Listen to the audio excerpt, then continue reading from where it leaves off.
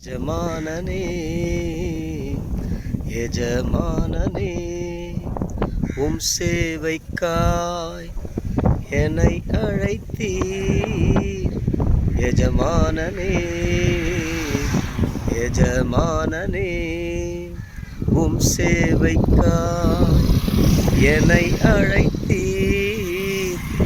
அழியும் என் கைகளை கொண்டு அழியாவும் ராஜ்யம் கட்ட பைத்தியமான என்னை தெரிந்தெடுத்தீர். அழியும் என் உதடுகள் கொண்டு அழியாவும் வார்த்தையை சொல்ல எத்தனாய் வாழ்ந்த என்னை தெரிந்தெடுத்தீர். ஆராதிப்பேன் அதை எண்ணியே வாழ்நாளெல்லாம் உம்மை மட்டுமே ஆராதிப்பேன் ஆராதிப்பேன் ஆராதிப்பேன் ஆராதிப்பேன். சீர்திருத்தவாதியான மார்ட்டின் லூத்தர் அழைப்பு என்பதை வொக்கேஷன் என்று ஆங்கிலத்தில் சொல்லுகிறார். அதாவது தேவன் ஒவ்வொரு மனிதனை ஒரு பணிக்காக அழைக்கிறார். ஒருத்தரை மருத்துவராக அழைக்கிறார், இன்னொருவரை பொறியாளராக அழைக்கிறார், இன்னொருவரை கார்பெண்டராக அழைக்கிறார், இன்னொருவரை எலக்ட்ரிஷியனாக அழைக்கிறார். இப்படி தேவன் நம்முடைய பிள்ளைகளை வெறுமனே ஊழியத்திற்காக மாத்திரமல்ல, தம் இரத்தத்தால் கழுவப்பட்ட தம் ஆவியால் நிரப்பப்பட்ட பிள்ளைகள் எல்லா துறைகளிலும் எல்லா இடங்களிலும் சென்று அவருக்கு உப்பாக, உலகத்துக்கு உப்பாக, வெளிச்சமாக, அவருக்கு சாட்சியாக வாழும்படி விளங்கும்படி அவர் அழைக்கிறார். காலிங் என்று சொல்லுகிறார்.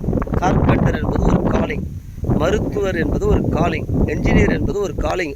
இயேசு அறியாத மக்களுக்கு அது வெறுமனே பணம் சம்பாதிப்பதற்கான ஒரு தொழிலாக இருக்கலாம்.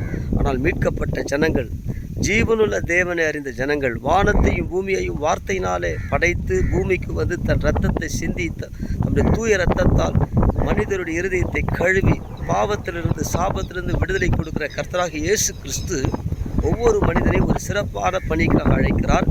அதுவே அவனுடைய ஊழியம் என்று சொல்லுகிறார்.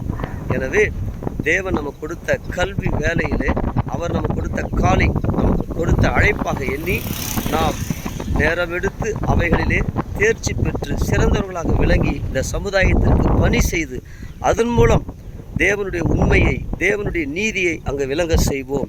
எனவே கடவுள் நமக்கு கொடுத்த ஊழியம் மாத்திரம் நமக்கு பிரதான பணி, மற்றதெல்லாம் உலக பணி என்று சொல்வது ஒரு பைத்தியகாரத்தனமானது. அது ஒரு பிற்போக்கான எண்ணம் கொண்டது.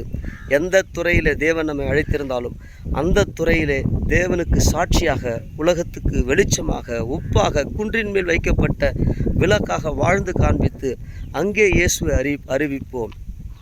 தேவன் நமக்கு கொடுத்த அழைப்பு அதுவே என்று எண்ணி நம்முடைய சிந்தனை, செயல் எல்லாவற்றையும் அந்த அழைப்பை உண்மை உத்தமமாய் விளங்கி அதன் மூலம் பிறர் நம் மூலமாய் இயேசுவை அறிந்து கொள்ள நாம் வாழ்ந்து காட்டுவோம். கர்த்தராகிய இயேசு கிறிஸ்து தம்முடைய வருகைக்கு நம்மை ஆயத்தப்படுத்துவாராக.